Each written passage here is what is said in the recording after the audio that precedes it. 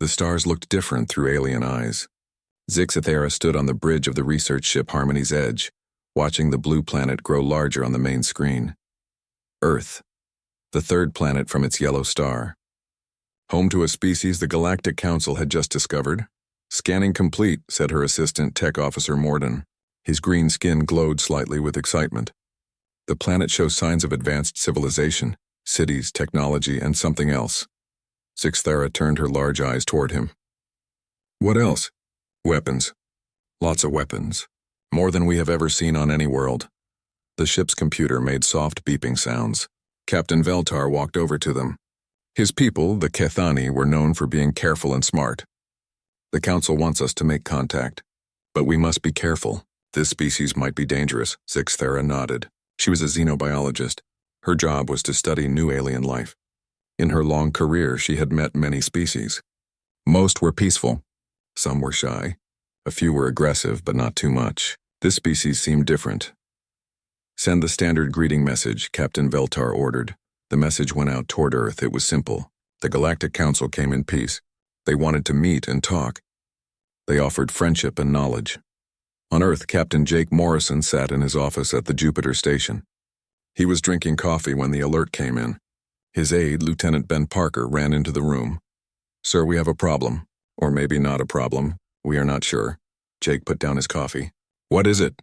We got a message. From space. From aliens. Jake stared at him. In all his years in the Earth Defense Fleet, he had never expected this day to come. Are you sure? Yes, sir. The science team checked it 3 times. It is real. They want to meet. Jake picked up his communicator. Get me President Carter now. Within hours, Earth's leaders made a decision. They would meet the aliens. Captain Jake Morrison would lead a small fleet to Jupiter's orbit. There they would have the first meeting between humans and aliens. The meeting happened 2 days later. 3 human ships faced 1 alien ship. Both sides were nervous. Both sides wanted peace. Zixathera appeared on the main screen of Jake's ship. She looked like a tall, thin human, but her skin was purple and her eyes were much larger. When she spoke, her voice was soft and musical. Greetings. I am Zixathera of the Villani people. We speak for the Galactic Council. We come in peace, Jake nodded. I am Captain Jake Morrison of Earth. We welcome you. We also come in peace. The first talks went well. Both sides shared basic information. The aliens learned that humans lived on one planet, but were starting to spread to other worlds. The humans learned that the galaxy was full of life. 12 different species worked together in the Galactic Council. They had peace for over 3,000 years. How do you keep peace for so long? Jake asked. Zixathera smiled. We test each new species. We make sure they can live in peace before they join us. We help them change if they need to change. The word change made Jake uncomfortable. What kind of changes? Some species are too aggressive. We help them become more peaceful. Some species fight too much. We teach them to solve problems without violence. Jake felt cold. And if a species does not want to change? Zixathera's smile disappeared. That has never happened. All intelligent species want peace, but Jake knew she was wrong. Humans were different. The talks continued for hours. The aliens asked many questions about human history. They wanted to know about human wars. They wanted to know about human weapons. They asked about nuclear bombs and armies and conflicts. Each answer made them more worried. You fight each other? Zixathera asked. She could not believe it. Sometimes, Jake said. But we also make peace. We protect each other. We fight to defend our families and our freedom. You have weapons that can destroy whole cities? Yes, but we have never used them in a long time. We learned they are too dangerous. Zixathera and her team talked quietly among themselves. Jake could see they were scared. Captain Morrison, Zixathera finally said, we need to do a full behavioral assessment of your species. This is standard procedure. What does that mean? We will study your history, your culture, your biology. We will decide if your species is safe to join the galactic community. Jake did not like the sound of that. And if you decide we are not safe, we will help you become safe. We have ways to make aggressive species more peaceful. The meeting ended badly. The aliens said they needed time to study humanity. They would return with their decision. Jake tried to convince them to stay and talk more, but they refused. As the alien ship prepared to leave, Jake made a mistake. He ordered his ships to escort them safely away from Earth space. He wanted to show respect and protection, but the aliens saw it differently. They saw 3 human warships moving toward them. Their sensors showed that the human ships had many weapons. Fear took over. Sixathera ran to her ship's communication center. Send emergency signal to the council. The humans are attacking us. Wait! Jake's voice came over the radio. We are not attacking. We are escorting you to show respect. But it was too late. Morden, trying to boost their communication signal, accidentally crossed some wires. Sparks flew. The communication system overloaded. The human patrol ship Guardian, thinking the alien ship was in trouble, moved closer to help. Captain Lisa Parker wanted to offer assistance. But when the Guardian got close, its magnetic field interfered with the alien ship's systems. More sparks flew inside the alien ship. Systems shut down. Emergency lights came on. They are disabling our ship, Veltar shouted. Send the distress call now. The message went out to the Galactic Council. It was simple and terrifying. New species is attacking. Request immediate military assistance. Species shows extreme aggressive behavior. Recommend Class Omega threat classification. Within minutes, the Council's emergency session began. 12 species leaders discussed what to do. The evidence was clear. Humans had weapons of mass destruction. They had a history of constant war. Now they were attacking peaceful diplomats. The decision was unanimous. Humanity was too dangerous to be allowed to exist. The invasion fleet would arrive in 1 week. Admiral Kevin Brooks stood on the bridge of the Earth Defense Fleet flagship Liberty. He had been in space for 30 years, but he had never seen anything like this. Ships appeared out of nowhere. Hundreds of them. They were bigger than anything humans had ever built. Count them, he told his sensor officer. 237 ships, sir. Maybe more behind them. They are surrounding Earth and all our colonies. Kevin felt his stomach drop. Earth had maybe 50 warships. The aliens had brought nearly 5 times that number. Each alien ship was twice the size of the biggest human ship. Sir, his communication officer called out. We are getting a message. They want to talk to our leaders. Put them through. The main screen lit up. A creature that looked like a giant lizard stared at Kevin with yellow eyes. Its skin was dark red and covered with scales. When it spoke, its voice was deep and scary. I am War Marshal Kethvar of the Draknari Military Command. I speak for the Galactic Council. You will surrender immediately. Kevin tried to stay calm. I am Admiral Brooks of the Earth Defense Fleet. We do not want to fight. There has been a misunderstanding. Kethvar's eyes narrowed. There is no misunderstanding. Your species attacked our peaceful diplomats. You are classified as a Class Omega threat. You will surrender or you will be destroyed. What does surrender mean? You will give us all your weapons. You will allow us to change your biology to make you less aggressive. You will accept permanent monitoring. You will never leave your home system again. Kevin felt anger rise in his chest. That is not surrender. That is slavery. It is survival. You have 1 hour to decide. The screen went dark. Kevin immediately called President Helen Carter. She was in the White House Situation Room with her advisors. The room was full of worried faces. Madam President, Kevin said, the aliens want us to give up everything. Our weapons, our freedom, even our biology. They want to change what we are. President Carter was quiet for a moment. She was a smart woman who had led her country through many difficult times. But nothing had prepared her for this. What are our chances if we fight? Honestly, very bad. They have more ships and better technology, but what? They do not understand us. They think we will just give up. They do not know what humans do when someone tries to take our freedom. In the alien fleet, Kethvar met with other council leaders through video links. Each species had its own representative. The Villani wanted to try more diplomacy. The Kethani wanted to study humans more. But the Draknari and several other species wanted to act fast. The assessment is clear, Kethvar said. This species has fought wars continuously for their entire history. They created weapons of mass destruction before they even left their planet. They attacked diplomatic ships. They are too dangerous, Sixthera tried to argue. Maybe we misunderstood what happened. Maybe they did not mean to attack us. It does not matter, said another voice. Council Elder Chindar of the Zenthi spoke slowly. His people were very old and very wise. Even if they did not attack you on purpose, the fact remains. They are violent by nature. Look at their history. They cannot stop fighting each other. How can we trust them with other species? But they also show compassion, Sixathera said. They protect their families.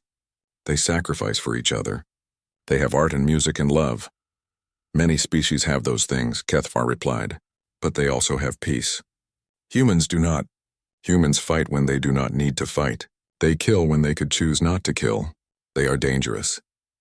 Back on Earth, President Carter made her decision. She spoke to the world on television. People in every country watched as their leader faced the biggest crisis in human history. My fellow humans, she said, we face a choice. We can surrender our freedom and our identity to alien masters, or we can fight for what we believe in. I know what I choose. I choose to remain human. The hour passed. Admiral Brooks sent a message to the alien fleet. War Marshal Kethvar, this is Admiral Brooks. We reject your ultimatum. We will not surrender. We will not give up our weapons. We will not let you change what we are. If you want to destroy us, you will have to try. Kethvar was not surprised. His intelligence reports had predicted this. Humans were too aggressive to accept reasonable terms. Very well, he said. Begin the attack. Show them the price of defying the Galactic Council. The alien weapons were like nothing humans had ever seen. Beams of energy that could cut through any metal, shields that stopped all human weapons, ships that could move faster than anything in the human fleet. The first battle happened near Mars. Captain Tony Baker commanded 3 human destroyers against 12 alien cruisers. His ships were destroyed in minutes. But before they died, the human crews did something the aliens did not expect. They rammed their ships into the alien vessels. Captain Baker aimed his dying ship directly at the alien flagship. His last words over the radio were, "For Earth. For freedom." The collision destroyed both ships. The aliens were shocked. No species in the galaxy fought like this. No civilized race would throw away their lives for no gain, but the humans saw it differently. Captain Baker had shown the aliens that humans would not go quietly. Every human ship that died would take alien ships with them. The second battle was near Jupiter. The aliens expected another easy victory. Instead, they found human ships hidden in the asteroid belt. The humans used the rocks as cover and launched surprise attacks. Commander Lisa Parker led a group of small human fighters. They flew between the asteroids like birds. When alien ships came close, the humans attacked and then disappeared back into the rocks. They fight like animals. One alien captain reported. They use tricks and traps. They do not fight with honor. But the humans did not care about alien ideas of honor. They cared about winning. The aliens had better technology, but humans had something else. They had anger. They had determination. Most importantly, they had the willingness to do whatever it took to protect their home. As news of the battles reached Earth, something happened that the aliens had not predicted. Instead of becoming scared, humans became more determined. Factories worked around the clock to build more weapons. Scientists worked to improve human technology. Ordinary people volunteered to join the fight. Dr. Sam Rodriguez, Earth's expert on alien psychology, tried one more time to communicate with the aliens. He sent a message to their fleet. "You do not understand us," he said. "You think we are violent because we choose to be. But we are violent because we care about something more than ourselves. We fight to protect what we love. If you force us to choose between death and slavery, we will choose death every time." The alien leaders discussed this message. Some began to worry. They had expected a quick victory against a primitive species. Instead, they were fighting an enemy that seemed to get stronger with every battle. "Perhaps we should reconsider," Zixthera suggested. "Maybe there is another way." But Kethvar would not listen. They must be defeated. If we show weakness now, other species might rebel against the Council. The peace of the galaxy depends on stopping the humans. The war was just beginning, and the aliens were about to learn what total war really meant. Lieutenant Colonel Ryan Mitchell crouched in the ruins of New Geneva. The alien ground forces had landed 3 days ago. They expected to find a surrendered city. Instead, they found a nightmare. "Contact in Sector 7, his radio crackled. Sergeant Danny Clark's voice was calm despite the chaos around them. 20 alien soldiers moving toward the subway entrance. Ryan smiled grimly. "Spring the trap." The explosion shook the entire block. When the smoke cleared, there was a crater where the alien patrol had been. The humans had filled the subway tunnels with explosives and waited. "That is the 5th patrol today," Danny reported. "The aliens are starting to avoid the underground." "Good. Then they will have to come through the streets. And we own the streets." The alien invasion had been planned perfectly. On paper, Council military doctrine called for overwhelming force followed by quick surrender. It had worked on every other planet for thousands of years, but humans did not follow the rules. In orbit above Earth, War Marshal Kethvar studied the battle reports. His commanders were frustrated and confused. "They do not fight like a normal military," reported Ground Commander Vextai. "There are no formations, no command structure we can target. Every human civilian seems to be a soldier." "Impossible," Kethvar said. "Civilians do not fight. They surrender to protect their families. Not these civilians, sir. Yesterday, an old human female threw an explosive device at our tank column. She died in the explosion, but she destroyed 2 of our vehicles." Kethvar could not understand it. In council space, civilians stayed away from fighting. They trusted their militaries to protect them. They valued their lives too much to waste them in hopeless battles. But humans were different. Captain Amy Foster had been a cargo ship pilot before the war. Her job was moving supplies between Earth's colonies. Now she piloted a ship full of nuclear bombs toward the alien fleet. "Amy, you do not have to do this," Admiral Brooks said over the radio. "We can find another way." "Sir, my daughter lives on Earth. My grandchildren play in parks that these aliens want to destroy. If my death can save their future, then it is a good trade." Amy's ship, the Peaceful Dawn, looked like a harmless cargo vessel. The aliens barely noticed it as it drifted toward their fleet. Their sensors showed no weapons, no threat. They were wrong. When Amy's ship entered the alien formation, she sent one last message. "Tell my family I love them. Tell them I died free." The nuclear explosion destroyed Amy's ship and 4 alien cruisers. It damaged 6 more. Most importantly, it showed the aliens something they had never seen before. Humans would sacrifice themselves not for their government or their military, but for love. On the ground, the war was even more brutal. Sergeant Danny Clark had been a police officer before the invasion. He knew the streets of his city better than any alien could. He used that knowledge to turn every building into a fortress. "They are coming through Main Street," his spotter reported. 40 soldiers. 2 tanks. Danny had prepared for this. His team had spent days planting explosives and setting traps. The aliens had better armor and better weapons, but they did not know the city. The first explosion disabled both tanks. The second brought down a building on top of the alien column. The survivors found themselves facing human soldiers who appeared from sewers, from rooftops, from hidden bunkers. The aliens fought bravely, but they were confused. Their training taught them to fight organized armies with clear battle lines. How do you fight an enemy that treats every street corner like a battlefield? "Sir," one alien soldier radioed to his commander, "the humans are using poison gas. They are using weapons that tear through our armor. They are attacking our supply lines behind our front positions." "Hold your ground," the commander replied. "Reinforcements are coming." But the reinforcements never arrived. Human Special Forces teams, led by Colonel Nick Thompson, had learned to board alien ships. They moved through space in small, fast ships that were hard to detect. Once inside the alien vessels, they fought with a savagery that shocked their enemies. "They do not take prisoners," one alien officer reported. "They do not ask for surrender. They fight until we are all dead or they are all dead."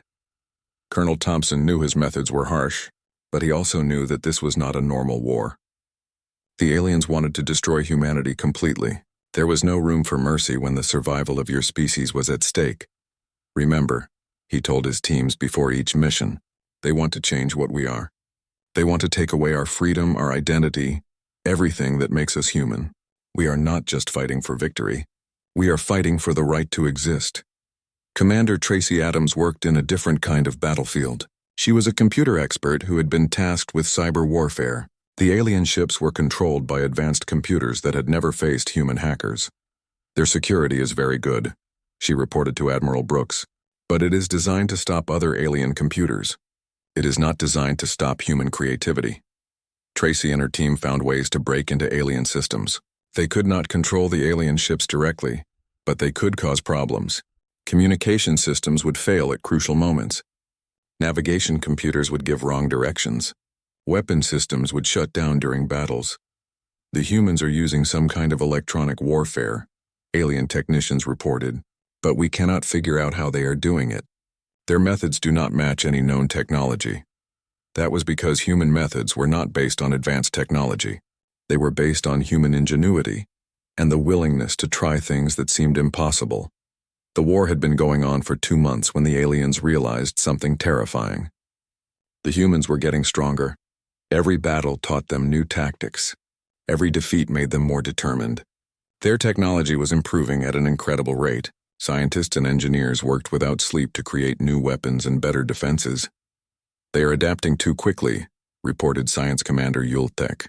We destroyed their main fleet, but they have already built a new one. We bombed their factories, but they built new ones underground. We cannot keep up with their rate of improvement. But the most frightening thing was not human technology. It was human psychology. Zixathera, still trapped on her damaged ship, had been watching the war through her ship's sensors. She saw things that made her question everything she believed about intelligent life. She watched a human mother teach her children how to make explosives. She watched human doctors treat alien prisoners with the same care they gave to human patients. She watched human soldiers cry over their dead friends and then return to battle with even more determination. They are not just fighting with weapons, she recorded in her personal log. They are fighting with their entire society. Every human is part of their war effort. But they have not lost their humanity. They still show kindness to their enemies. They still protect their weak. They still create art and music even as their cities burn. How is this possible? How can a species be so violent and so compassionate at the same time? The answer came to her during the Battle of Luna. Human forces had turned Earth's moon into a fortress. When the aliens attacked, they expected to overwhelm the defenders quickly. Instead, they found themselves facing the most determined resistance yet. The humans had built their defenses deep into the moon's rock. Every tunnel was a death trap. Every chamber was a bunker. The battle lasted for 6 days. When it was over, both sides had suffered terrible losses, but the humans had held their ground. As alien medics treated their wounded, they were surprised to find human medics working alongside them. The humans had sent medical teams to help their enemies. Why? An alien soldier asked a human nurse who was bandaging his wounds. Why do you help us? We are trying to destroy you. The nurse, a young woman named Katie Lewis, smiled sadly. Because you are hurt. Because you are far from home. Because healing people is what humans do. That night, Zixathera understood. Humans were not violent because they enjoyed destruction. They were violent because they cared so deeply about protecting what they loved that they would do anything to defend it. Their capacity for war came from the same place as their capacity for love, and that made them the most dangerous species in the galaxy. Zixathera had been trapped on the damaged Council ship Eternal Peace for 3 weeks. The ship's engines were dead. Life support was failing. Half her crew was dead or wounded, and human ships were moving toward them. They will kill us all, whispered Morden. His green skin had turned pale with fear. The humans do not take prisoners. Zixathera was not so sure. She had been studying humans for months now. They were violent, yes, but they were also more complex than any species she had ever encountered. The sound of cutting tools echoed through the ship's hull. The humans were boarding them. Zixathera gathered her surviving crew in the main corridor. 23 aliens faced their fate. Do not resist, she told them. Perhaps they will show mercy. The airlock door exploded inward. Smoke filled the corridor. Through the smoke came shapes in battle armor. Human soldiers moved with deadly efficiency. Their weapons were ready. The lead figure removed his helmet. It was a young human male with dark hair and serious eyes. Marine Captain Tony Baker looked at the alien survivors with an expression Zixathera could not read. I am Captain Baker of the Earth Marine Corps, he said in perfect alien language. You are prisoners of war. You will be treated according to human military law. One of Zixathera's crew, Security Chief Colvin, made a sudden movement toward his weapon. 3 human soldiers reacted instantly. Their shots were precise. Colvin died without firing a single round. But what happened next surprised Zixathera. One of the human soldiers immediately moved to check if any other aliens were wounded. Another soldier secured Colvin's weapon but then gently closed the dead alien's eyes. Stupid, Captain Baker said sadly. He did not need to die. The humans searched the ship quickly and professionally. They found the wounded aliens and immediately called for medical help. They treated their prisoners firmly but not cruelly.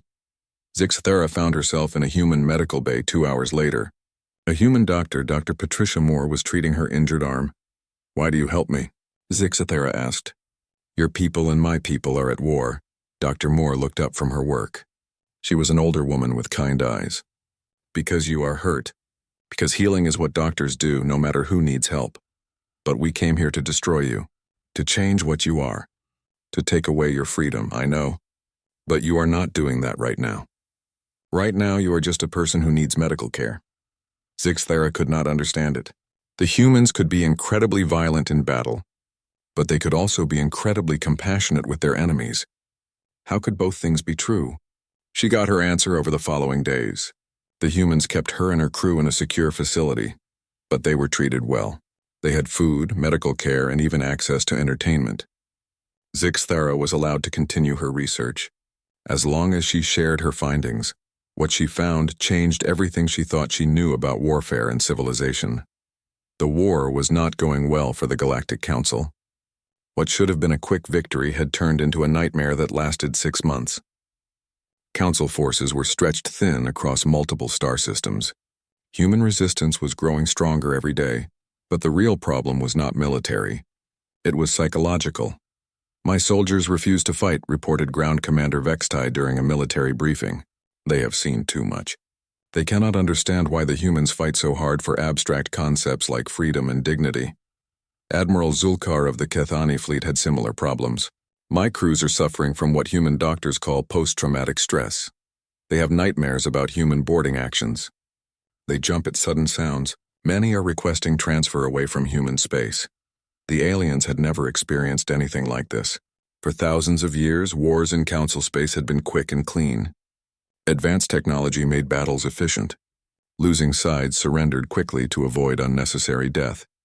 But humans changed the rules of war. They fought even when defeat was certain. They sacrificed themselves for their comrades. They turned every piece of technology into a weapon. They made their enemies feel the full emotional weight of every battle.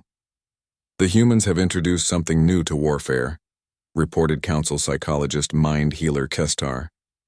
They make their enemies feel guilty for fighting them.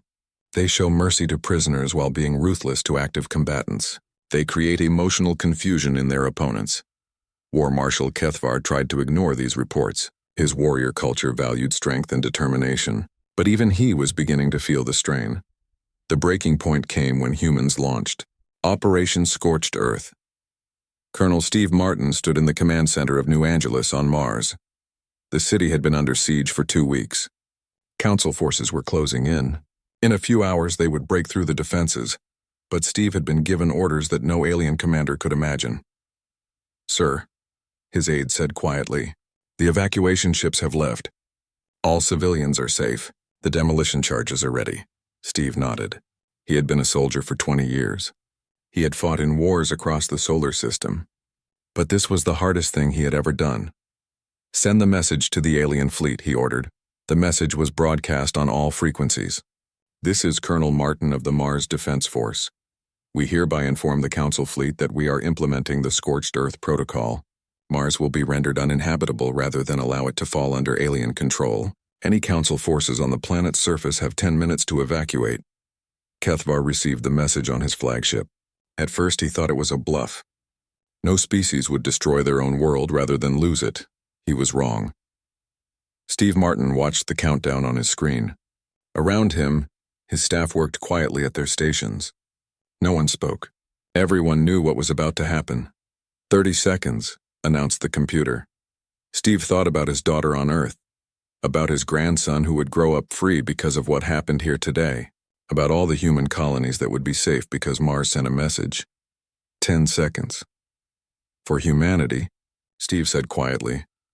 The fusion bombs detonated deep inside Mars. The explosions triggered volcanic activity across the planet.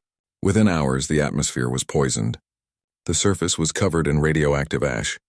Mars would be uninhabitable for 1,000 years, but the humans had made their point. They would rather rule over a dead world than live as slaves on a living one. The psychological impact on Council forces was devastating. Video recordings of the destruction were broadcast throughout the galaxy. Every Council species saw the same terrifying message. Humans would destroy everything rather than surrender. "They are insane," whispered one alien commander. "No," said another. "They are something worse. They are free." Zixathera watched the Mars footage from her prison on Earth. She finally understood what made humans so dangerous. It was not their weapons or their tactics. It was their willingness to lose everything for an idea. Freedom, she said to Dr. Moore during one of their conversations. You humans will die for freedom. You will kill for freedom. You will even destroy your own worlds for freedom. We do not understand this concept. Dr. Moore sat down across from her. Freedom is not just an idea to us. It is what makes us human. Without freedom, we are just animals following someone else's orders. With freedom, we can choose to be better than what we are. But freedom causes war. Freedom causes conflict. Would it not be better to have peace without freedom? For humans? No, we would rather die free than live as slaves. That is what makes us human. As the war entered its 7th month, more alien units began to surrender or refuse orders. The Council had never faced an enemy that could break their soldiers' will to fight, but the humans were paying a terrible price too. Earth's cities were in ruins. Millions of people were dead. The human colonies were devastated. Yet somehow human resistance was stronger than ever. Zixathera began to suspect that the Council had made a terrible mistake. They had tried to destroy humanity's capacity for violence. Instead, they had unleashed something far more dangerous. They had shown humans what they were truly capable of when their existence was threatened. And now the entire galaxy would learn what that meant. General Chris Taylor had been planning this mission for 3 months. The idea was simple and completely insane. Capture the Council's supreme military commander and bring him to Earth. Show him what humanity really was. Sir, this is suicide, said his aide, Major Frank Williams. The Council flagship has more defenses than any target we have ever attacked. Chris smiled grimly. Frank, everything we have done in this war has been suicide. That is why it is working. The assault began at dawn on Earth. 200 human ships, led by Chris himself, launched a desperate attack on the Council fleet. It looked like a final, hopeless charge by a dying species. The aliens reacted exactly as Chris hoped. They focused all their attention on stopping the main attack. They never noticed the small stealth ship that slipped through their defenses. Captain Kelly Adams piloted the Shadow Strike through the enemy formation. Her ship was tiny compared to the alien vessels around her, but it was fast, and it was nearly invisible to alien sensors. Target acquired, she reported. Council flagship dead ahead. The Shadow Strike attached itself to the hull of Kethvar's ship like a parasite. Kelly and her team of 12 Marines cut their way inside. What followed was the most brutal boarding action of the war. The alien crew fought hard to protect their commander, but they had never faced human Marines in close combat. Sergeant Bill Murphy kicked down the door to the bridge. War Marshal Kethvar stood in the center of the room, his red scales glowing with anger. In his clawed hands, he held a weapon that could have killed any human in the room, but he hesitated. For just a moment, he hesitated. That moment was enough. Kelly stunned him with a neural disruptor. Within minutes, the Supreme Commander of Council forces was unconscious and in human hands. Package secured, Kelly reported. Heading home, the escape was as violent as the attack. Half of Kelly's team died getting Kethvar off his ship, but they succeeded.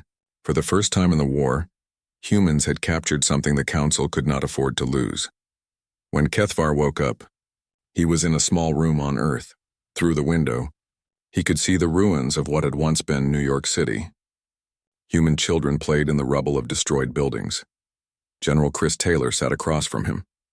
The human looked tired. His uniform was clean, but his face showed the strain of 8 months of desperate warfare. I am General Taylor. You are my prisoner. Kethvar tried to stand but found he was chained to the chair. The chains were strong enough to hold even his alien physiology. You cannot hold me forever, human. My fleet will come for me. Actually, your fleet is retreating. When word spread that their supreme commander was captured, Council morale collapsed. Half your ships have already left human space. Kethvar did not believe it. Impossible. Council warriors do not retreat. Council warriors have never fought humans before. Over the following days, Chris did something that no human had done before. He showed an alien what human civilization was really like. Kethvar was taken to a human hospital. He watched doctors treat wounded soldiers from both sides. Human and alien patients lay in beds next to each other. The same nurses cared for everyone. Why do you heal your enemies? Kethvar asked Dr. Patricia Moore. Because they are hurt, she replied simply. Because healing is what we do. He was taken to a human school. Children were learning math and science and history, but they were also learning about the war. They drew pictures of battles. They played games where they fought aliens. "You teach your young to hate us," Kethavar observed. The teacher, Mrs. Susan Clark, shook her head. "We teach them to defend themselves. But watch more carefully." Kethavar did watch. He saw children playing games where humans and aliens worked together. He saw them draw pictures of peace as well as war. He heard them ask questions about alien culture and biology. "We teach them about war," Mrs. Clark explained, "but we also teach them about hope." The most shocking moment came when Kethavar was taken to meet families of dead human soldiers. He expected anger and hatred. Instead, he found something else. Mary Foster was the mother of Captain Amy Foster, who had died in her suicide attack on the Council fleet. She sat across from Kethavar in her living room. On the walls were pictures of her daughter at different ages. She was going to be a teacher, Mary said quietly, after the war. She wanted to teach children about space and stars. Kethavar felt something he had never experienced before. Guilt. "I am sorry for your loss." "Are you?" Mary asked. "Or are you just saying what you think I want to hear?" "What I do not know. Your daughter killed many of my soldiers." "Yes, and your soldiers killed many of our children. But that does not mean I hate you." "Why not?" Mary was quiet for a long time. "Because hate is what started this war. If I hate you, then my daughter died for nothing." These conversations continued for weeks. Kethavar met human artists who painted scenes of battle. He met human musicians who wrote songs about loss and hope. He met human philosophers who debated the ethics of war. Slowly, he began to understand something that no council member had ever grasped. Human violence and human compassion came from the same source. Humans cared so deeply about protecting what they loved that they would do anything to defend it. But that same deep caring made them capable of incredible kindness toward their enemies. The breakthrough came when Zixathera was brought to meet him. She had spent months studying human behavior. Her research had changed everything she believed about civilization and warfare. "They are not violent because they enjoy destruction," she told Kethavar. "They are violent because they love something more than themselves. Their capacity for war comes from their capacity for love. That is impossible. Love creates peace, not war, not for humans. For humans, love creates the willingness to fight for what they believe in. They fight not because they hate their enemies, but because they love their families." Zixathera showed him her research. Video recordings of human behavior during the war. Interviews with human prisoners and civilians. Analysis of human culture and psychology. "Look at this," she said, pointing to footage of human medics treating alien wounded. They show mercy to their enemies even in the middle of battle. "Look at this," she showed him recordings of human families. They teach their children to be strong but also to be kind. How can they be both violent and compassionate? Because for humans, these are not opposite things. They are the same thing. They fight to protect their compassion. They are violent to preserve their kindness. This paradox was something no council species could understand. For thousands of years, they had believed that civilization meant the end of violence, that intelligence meant the choice of peace over war. But humans showed them a different path. A species could be both civilized and warlike. Intelligence could lead to more effective violence, not less violence. The war finally ended not with a great battle, but with a conversation. President Helen Carter met with the council leadership through video link. Kethavar sat beside her, no longer a prisoner but a reluctant advisor. "We propose a new relationship," President Carter said. "Humans will join the Galactic Council, but as equals, not subjects. We will share our defensive technologies with you, but we will not give up our weapons." "Unacceptable," replied Council Elder Chindar. "Your species is too dangerous." "Then we will remain dangerous," Carter said calmly. "The choice is yours. You can have humans as allies or as enemies, but you cannot have humans as slaves." Kethavar spoke for the first time. "Accept their terms." The other council leaders were shocked. "War Marshal, you cannot be serious. I have lived among them for months. I have seen what they are capable of. We cannot defeat them. Every day we fight them, they become stronger. Every battle we win costs us more than we gain. But they are violent. They are unpredictable." "Yes, and that is exactly what we need." Kethavar had realized something during his time on Earth. The galaxy was not as peaceful as the Council believed. There were threats in the darkness between stars. Ancient enemies that had been sleeping for millennia. Dangers that would require more than diplomacy to defeat. The humans are warriors, he said. Real warriors. Not like us. We have grown soft in our peace. We have forgotten how to fight for what matters. But the humans remember.